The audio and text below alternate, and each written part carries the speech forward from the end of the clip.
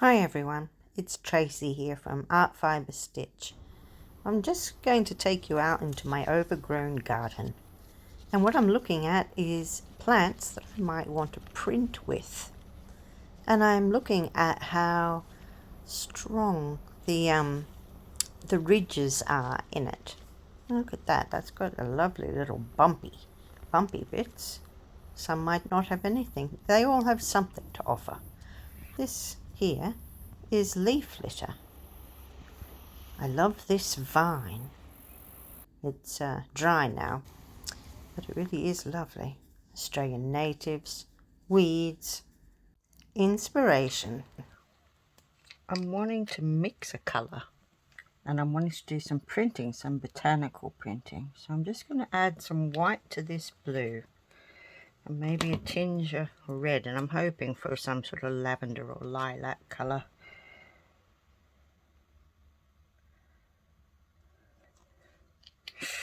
Might be too much red. We'll see what we get. Now, I'm also wanting to do it print with my jelly plate on some fabric, and I'd like it to be waterproof. I'd like it to be washproof. What you can do is just use ordinary acrylic, like I have, paints, and about 1 part of that to 2 parts of, this is Textile medium. You can add that to any acrylic paint, and let's just see, add it to any acrylic paint and it makes that paint washable. Let it dry, give it an iron. Alright, well, we got a sort of a colour there. Alright, we'll see what happens. I'm just going to get the brayer here. I'm going to...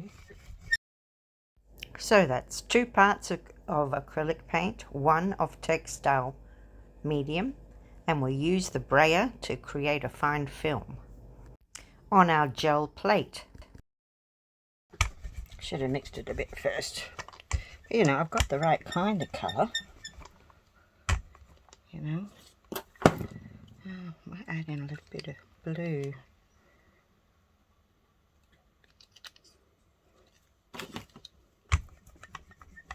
Adding a little bit of blue to this colour will make it more of a lavender. I don't have to mix it in entirely. Yeah, that's interesting. Let's see now. Now, earlier I was out in the garden and I was getting these things, which are beautiful. I'm just wanting to see if I can also get a bit of paint on that. Don't think so.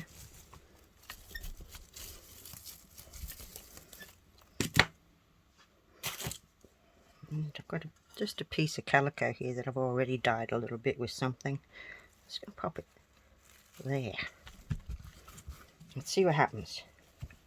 So I place it face down on top of our plant. It's a Patria vine. That's really gorgeous. So yeah, and we then use our fingers to try and press it down. Oh, that's pretty. Isn't that lovely? I think we can use that.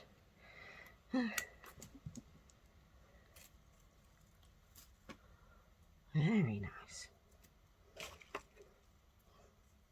I think I'll just turn it over where it's got a bit of paint on it and just use this as well whilst I'm there.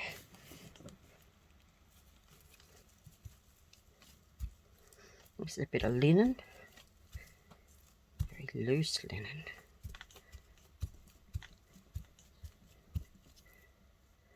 May or may not work. Can you see?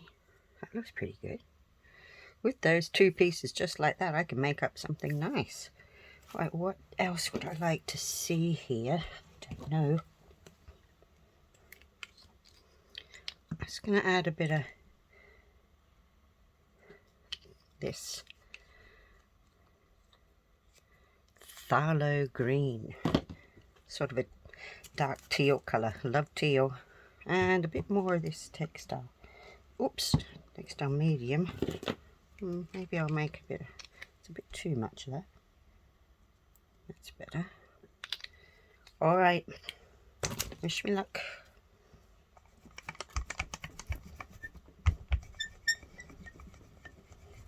I'm giving it a really good coating over top of what we had left there.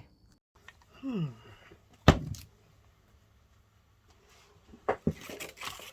might even use that again.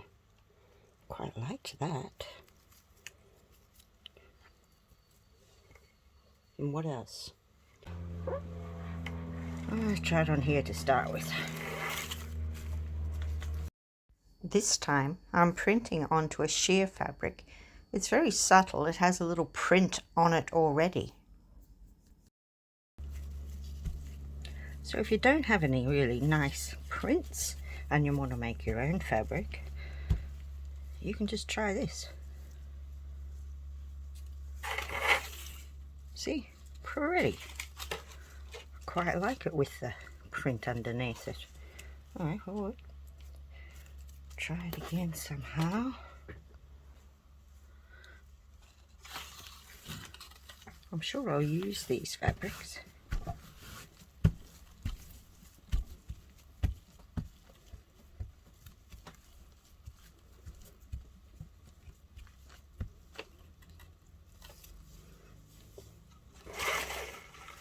Ooh, that's pretty. Okay, what else can we try?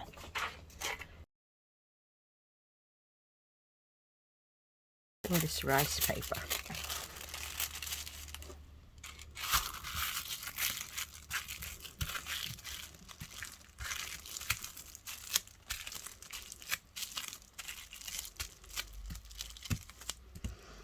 Let's see what we have. Whoops, I've ripped it a bit. I don't care. Let's have a look.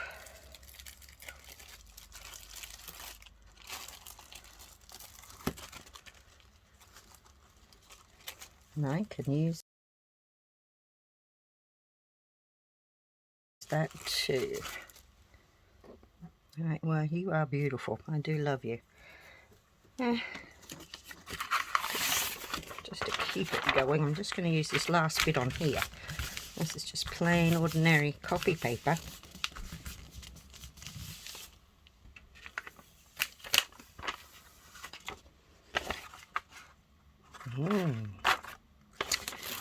Okay, alright, let's get rid of that for the moment. What else can I try? Let's get some other colour on. Yellow. With a bit of textile medium. It's 2 to 1.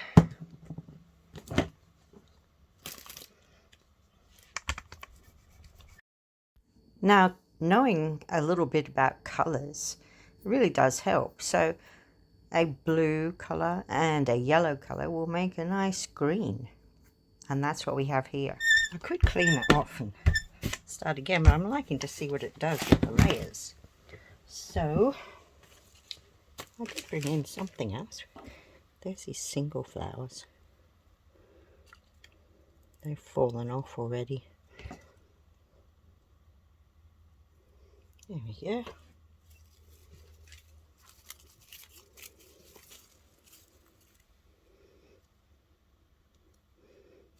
One of them down.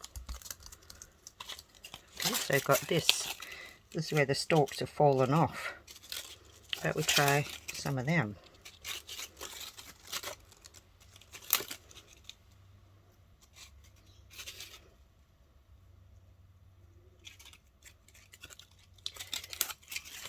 The leaf looks a bit silly just on its own there. I'm going to pop another one in.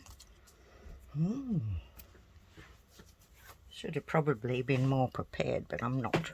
Just going to grab this.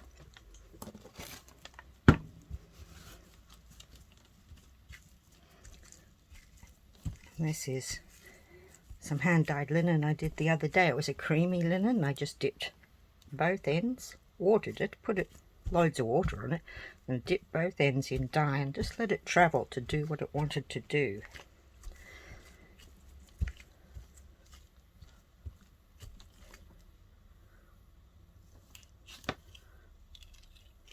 Oh yes. You know, this is very similar to when you do a sun print. See?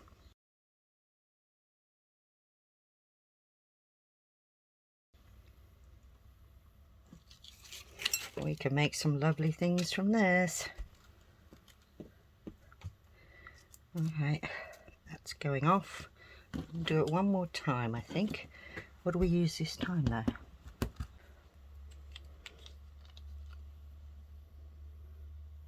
Now, if I was doing it on paper, I wouldn't bother with the textile medium, but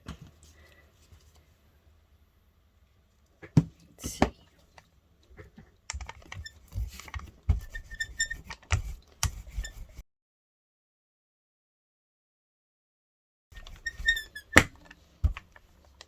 That'll do me.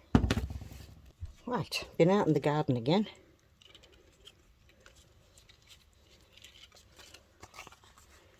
Let's see what that does. Add some of that in as well.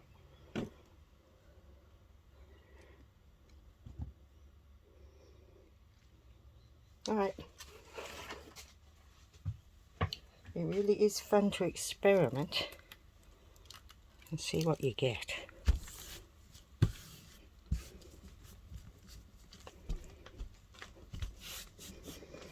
Yeah, so if I let it dry and iron it, then it is definitely going to be set. Let me just see if this, some of them you don't need to iron. So 24 hours like that, drying like it is, and then heat set. That's with your iron. Just give it a good iron to get some heat into it, and then you're right, you'll be able to wash it and do whatever you want. Alright, let's see.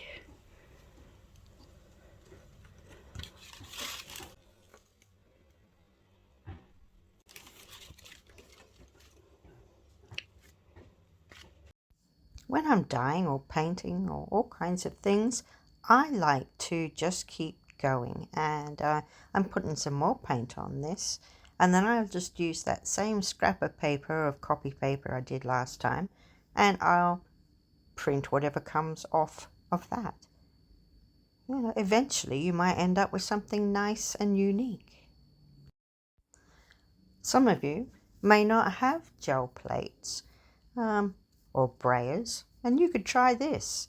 I'm just brushing lightly across it, and I'm sort of picking up the bits that are risen above the others. You know, it'll mark those veins and things easier. I'm not trying to get the whole paint on the whole thing. I'm just hoping that we can do a bit of a print just using that leaf. And once again, I have the paint with the textile art medium, and now I'm going to see what happens. Oh, there we go. I'm going to try and bray it now. Well, don't know how successful that was, but the same sort of thing. And then I'm thinking I'll see if I can use that leaf to print on this same piece of fabric we'd already done. See how we've got a blank space there where the leaf was originally? So I'm going to turn it and just press it down, and maybe we can get some of the veins and things already showing. So we've got some marks in there.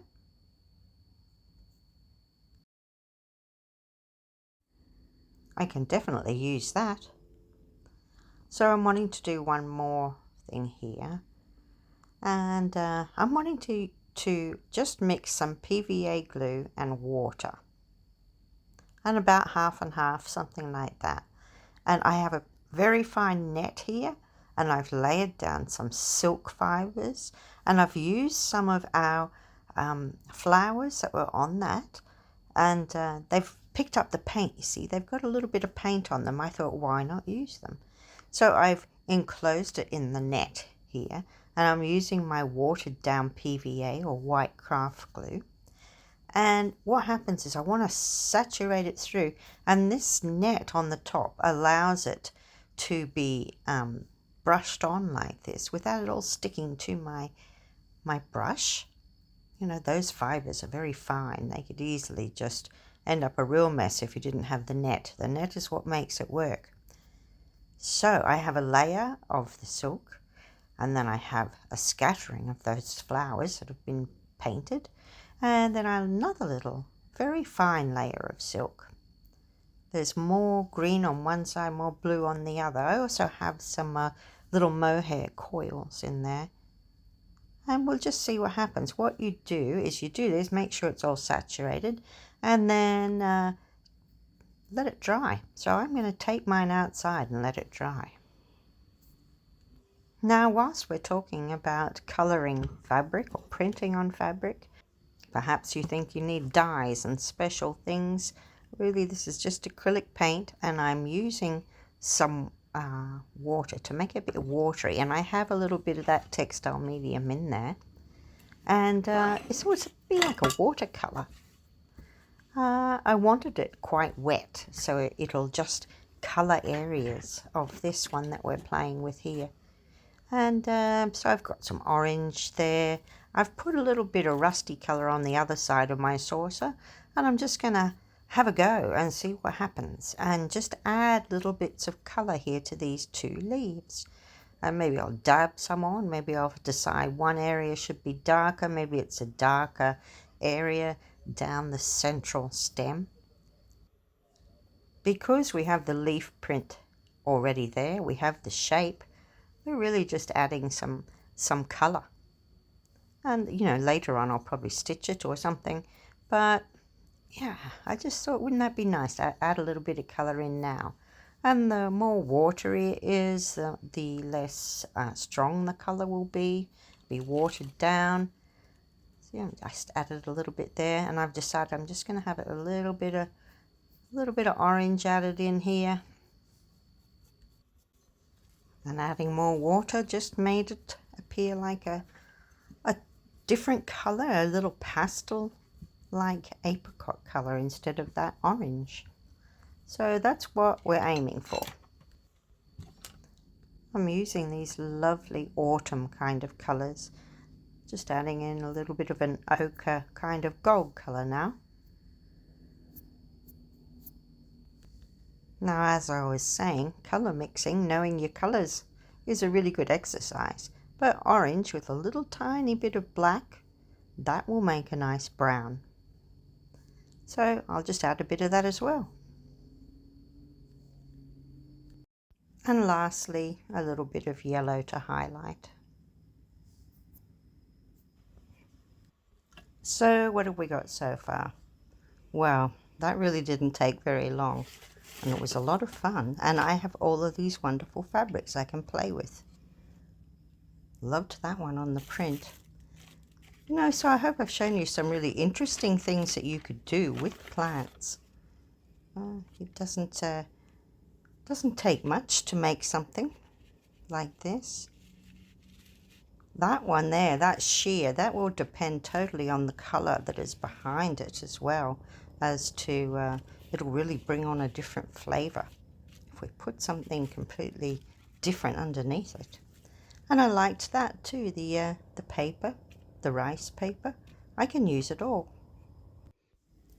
So all of these things have been used to make nice imprints with those plants.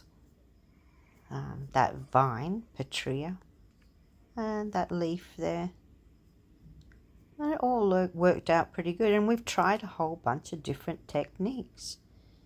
We're having a closer look now. I really do think they worked out brilliantly.